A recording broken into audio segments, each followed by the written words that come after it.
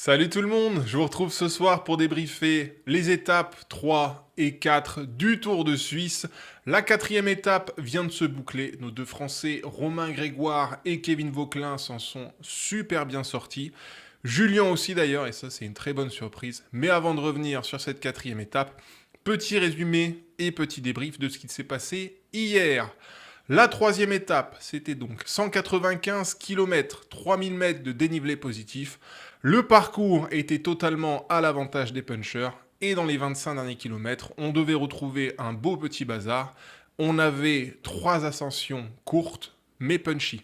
Au kilomètre 0, 6 hommes vont former l'échappée de la journée. Nance Peters de Decathlon, Brent Van Moer de Lotto, Samuele Battistella et Max Walker de IF, Emil Verstring d'Alpecin et Quinn Simons de Lidl.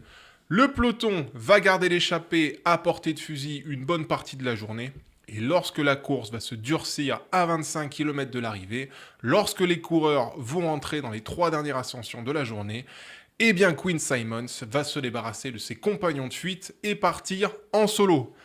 À ce moment-là, le peloton où les favoris commencent à pointer le bout de leur nez est à près de 40 secondes. On se dit alors que ça va être très compliqué pour l'Américain d'aller au bout. Et pourtant, Simons va basculer avec 40 secondes d'avance au sommet de Knolhusen, puis avec 30 secondes d'avance au sommet de Buriswillen. Derrière, les favoris se mettent eux des taquets. Jan Christen va tenter, puis Juan Pedro Lopez. Bizarre d'ailleurs, parce que c'est le coéquipier de Quinn Simons. Personne ne va faire la différence, et pire encore, aucune équipe ne va être en mesure de contrôler ce final.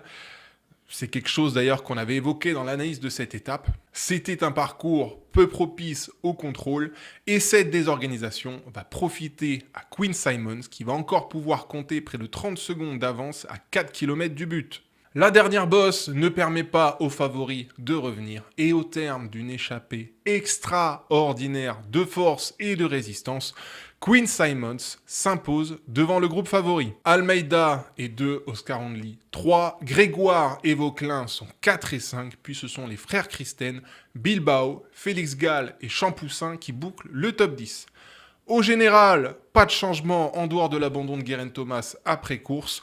Les Français ont su résister sur un parcours qui leur convenait très bien. Et au départ de la quatrième étape ce matin, Romain Grégoire avait encore un avantage de plus de 3 minutes sur le grandissime favori de l'épreuve, Joao Almeida.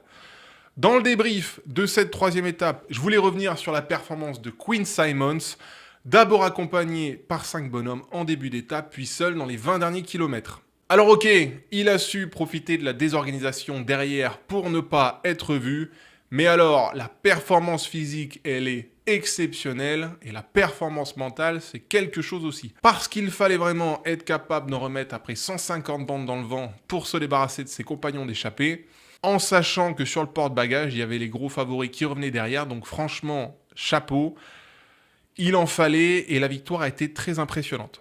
Dans l'ensemble, son résultat d'hier, ça répondait un petit peu de sa victoire au Tour de Catalogne fin mars, sur l'étape tronquée, où il avait déjà su tenir le peloton en respect dans le dernier kilomètre, et ça répondait également des bonnes jambes qu'il avait montrées lundi, puisque c'est lui qui avait initié le mouvement décisif à 500 mètres de la ligne sur la deuxième étape. Alors, avec un tel niveau chez Quinn Simons, la logique voudrait qu'il soit au départ du Tour de France pour Lidl, mais il y a un questionnement par rapport à ça, et c'est le point sur lequel je souhaite revenir au terme de cette troisième étape.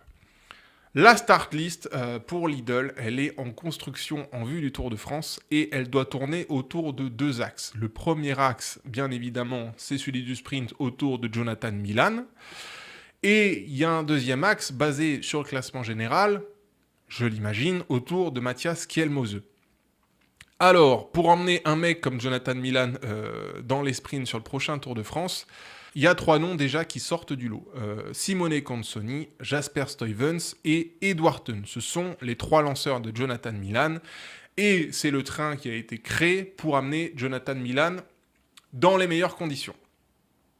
Ça fait déjà 4 noms au départ du Tour de France pour Lidl. À ces 4-là, j'ai quand même envie d'ajouter le nom de Julien Bernard, le coureur français qui a très bien marché sur le Dauphiné et qui est un coureur très important dans la construction d'un effectif. C'est un roule toujours, un mec qui est performant sur tous les terrains, que ça soit punchy ou plain, et c'est surtout un tueur d'échappée. C'est un mec que tu peux faire rouler toute la journée derrière l'échappée pour garder l'échappée à portée de fusil. Donc Julien Bernard, c'est aussi un nom qui doit sortir du chapeau pour la Lidl sur le prochain Tour de France. Là, on est déjà à 5 noms. Et puis, il y a la construction du classement général de Lidl autour de Mathias Kielmose. Ça nous fait un 6e nom, et à ce 6e nom, théoriquement, il y a 2 mecs qui sont également en préparation pour le Tour de France. Tao Geoghenaert, qui est sur le Tour de Suisse actuellement, et Thibaut Nys, qui était en préparation en Espagne récemment et qui sera sur le Tour de Belgique à partir d'aujourd'hui, je crois. Donc, au global, ça nous fait Milan avec Consoni, Stuyven, Teuns et Julien Bernard. Et pour le classement général ou pour jouer les étapes, Mathias Kielmose, Tao Geoghenaert et Thibaut Nys. Ça fait déjà 8 noms et Quinn Simmons n'est pas dedans. Oui, sauf que si on prend en compte ce que réalise Quinn Simmons depuis le début de ce Tour de Suisse,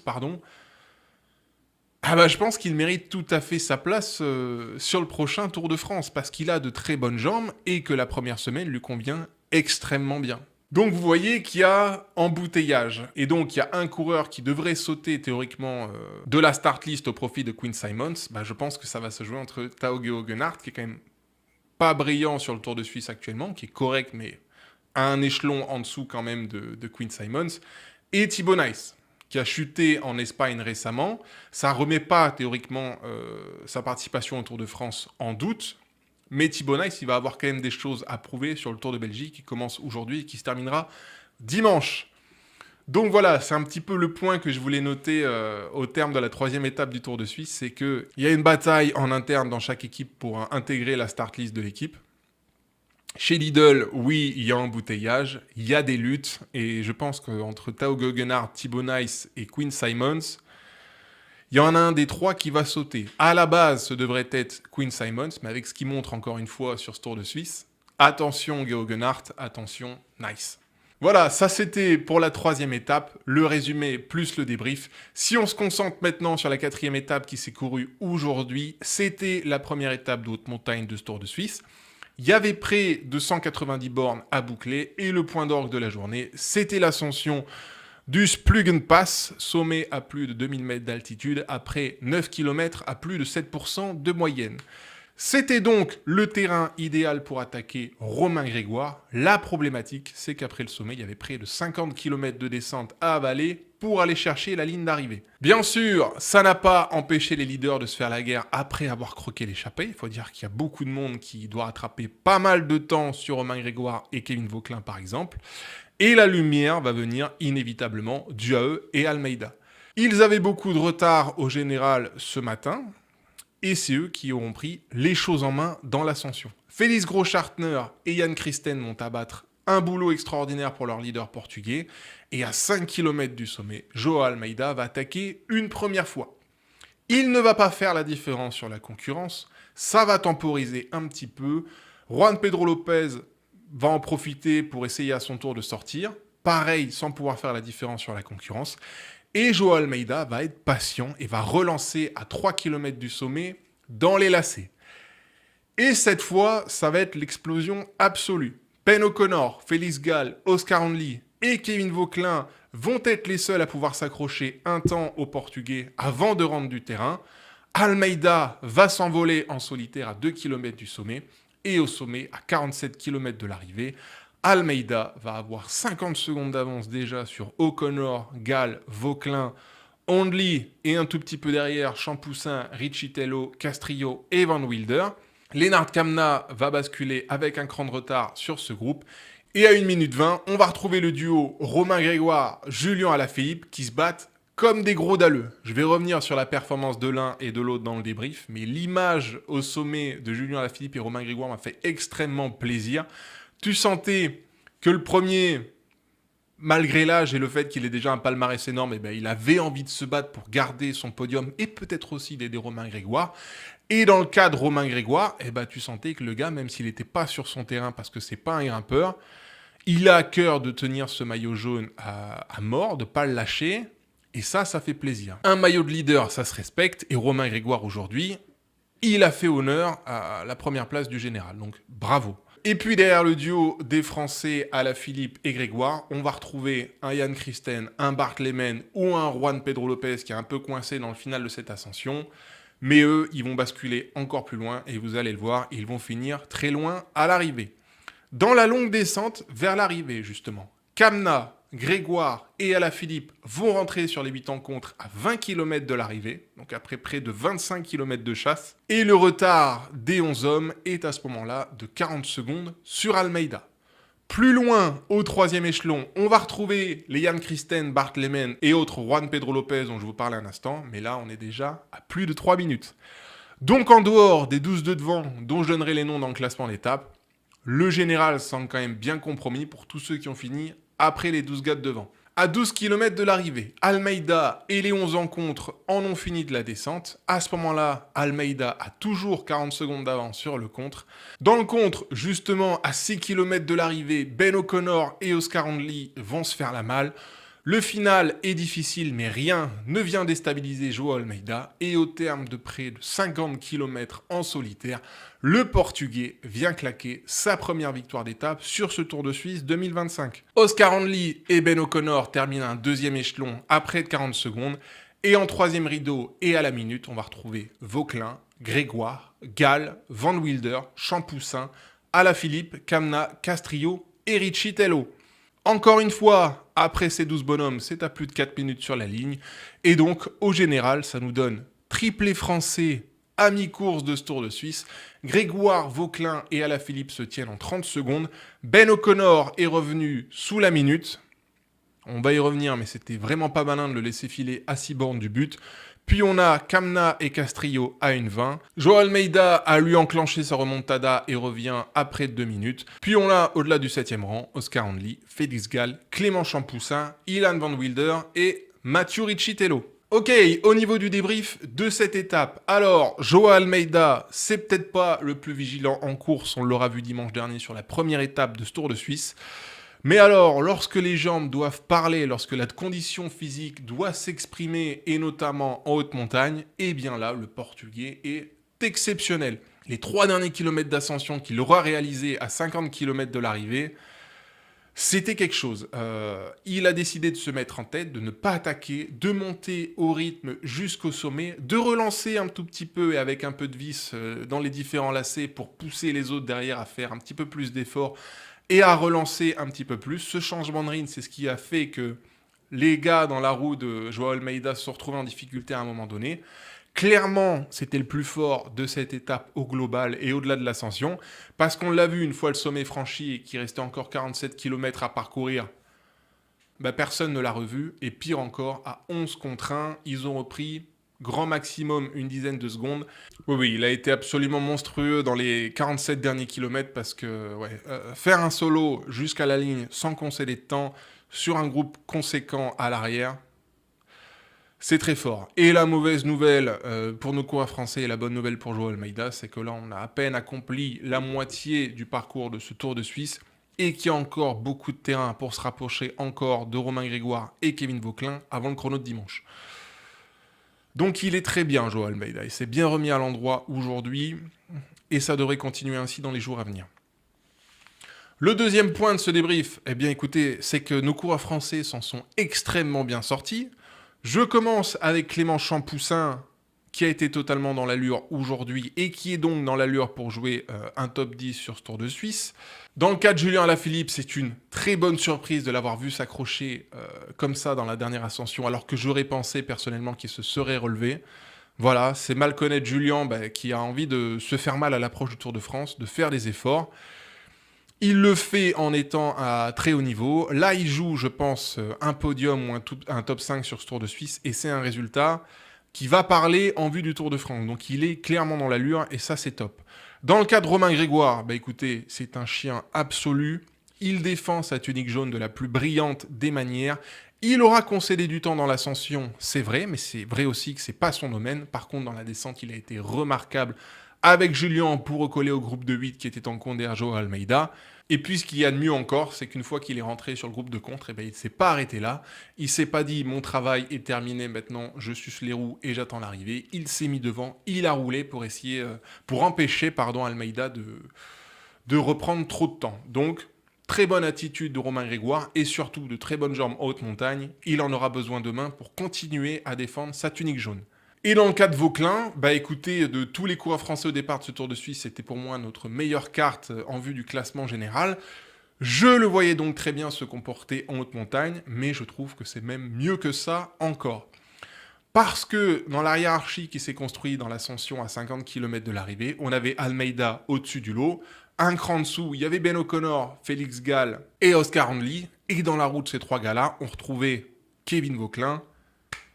Ça veut dire que tout le plateau qui est au départ de ce Tour de Suisse, aujourd'hui dans l'ascension, Kevin Vauquelin, c'était la 5e force du plateau. Et ça c'est très bon. Ça c'est très bien parce qu'il y a encore pas mal d'autres montagnes à digérer avant la fin de semaine. Et dans ces conditions, on peut imaginer qu'il puisse nous sortir un très bon chrono dimanche.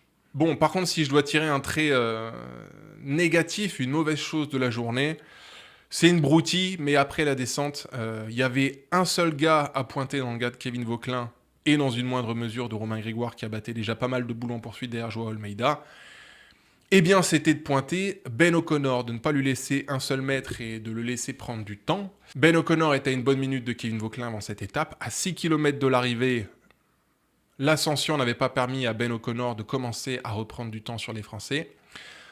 Eh bien ils l'ont quand même laissé sortir à 6 km de l'arrivée et il aura pris 20 secondes gratuites. Je dis gratuite parce que le plus dur avait été fait. Il fallait juste le tenir en laisse dans les 6 derniers kilomètres, ce que n'ont pas su faire les Français. Ça, c'est un point de détail, mais ça peut compter en vue du classement général. Parce que si l'un ou l'autre perdent le Tour de Suisse pour 20 secondes sur Ben O'Connor, on sait où ils les auront perdus. Voilà, mon troisième et dernier point, écoutez, c'est juste de dire que la hiérarchie est totalement respectée sur ce Tour de Suisse. En préambule de ce Tour de Suisse, j'avais pointé différents leaders. J'avais mis Almeida au-dessus du lot, ça s'est vu aujourd'hui. À un deuxième échelon, j'avais mis Félix Gall, Ben O'Connor et Alexander Vlasov. Les deux premiers ont su répondre présent aujourd'hui. Pour Alexander Vlasov, c'est plus compliqué, il a terminé à plus de 4 minutes.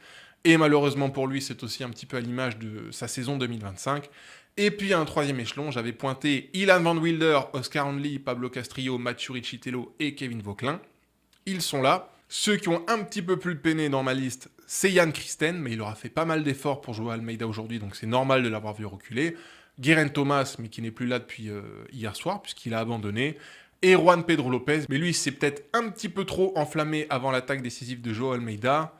Il s'est pendu et ça lui a coûté dans les 2 derniers kilomètres d'ascension. C'est là qu'il a perdu, je pense, toute chance à un bon classement général. Entendez par là un top 10. Voilà, de cette liste, on peut tirer les bonnes surprises de la journée. Nos 3 coureurs français, Romain Grégoire, Julien Alaphilippe et Clément Champoussin. J'en ai déjà parlé, je ne reviens pas dessus.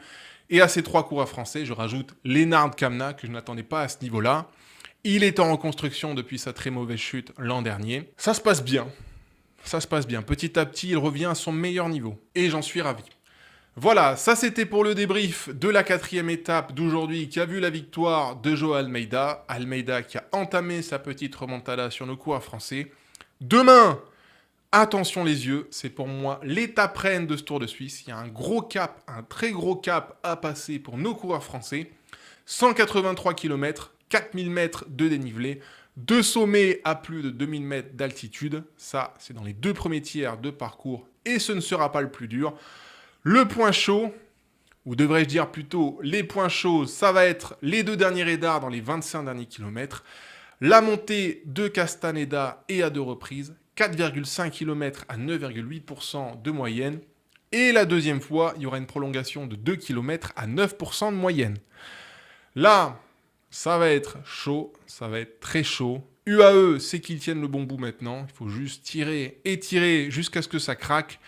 Et à mon avis, ils vont serrer la vis toute la journée pour qu'Almeida puisse faire la différence dans les 6 derniers kilomètres. Il faut se le dire, ça va être très dur de contenir le Portugais et dans une moindre mesure Ben O'Connor, mais il faut se faire violence. Et si Romain Grégoire est encore en jaune demain soir, normalement ça tient jusqu'à samedi matin, parce que vendredi ça sera beaucoup plus tranquille. On croise les doigts, moi je vous dis à demain pour le débrief de cette 5e étape de tous les dangers. Prenez soin de vous. Bye bye.